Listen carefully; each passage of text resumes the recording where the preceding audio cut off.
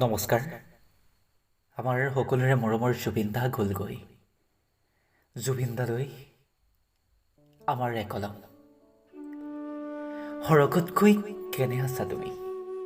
তুমিতো আমাক এৰি যোৱা আজি বহুদিনেই হ'ল। তুমি বিহীন প্ৰতিটো দিনেই যেন আধৰুৱা। তোমাৰ কণ্ঠই যেন হাজাৰজনৰ ভৰসা। তুমি য'তেই আছা কুশলে থাকাকৈ। কিয় বাৰু অভিমান কৰি হঠাতে গুচি গলাগৈ অজান দেশলৈ? নাজানো সেয়া তোমাৰ অভিমান নে তুমি ভাগৰুৱা।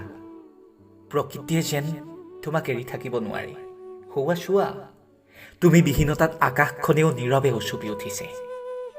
আজি জনতাৰ সাগৰ সংগম দেখি সাগৰখনেও মুখ ঢাকিছে।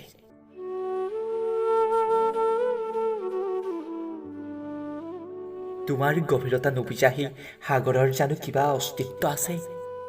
তুমি য'তেই আছা কুশলে থাকাকৈ। আহা নাই এবাৰ, তোমাক আলিংগন কৰিবলৈ ৰৈ আছে হেজাৰ জনতা। তুমি উভতি আহা আমাৰ বুকুৰ মাজলৈ।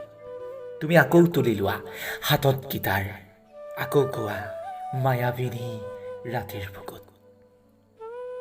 জনতাৰ সতে একেলগে গোৱা, মোৰ কথাই আমনি কৰেনে?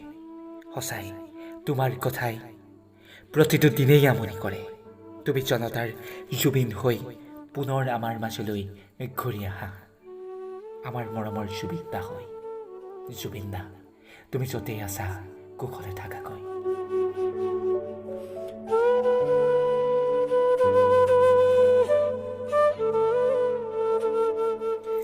মৰমৰ শিল্পীগৰাকীলৈ শ্ৰদ্ধা জনাই আমাৰ মনৰ ভাৱ কেইটামান বাক্যৰ যোগেদি তেখেতলৈ প্ৰেৰণ কৰিছিলোঁ।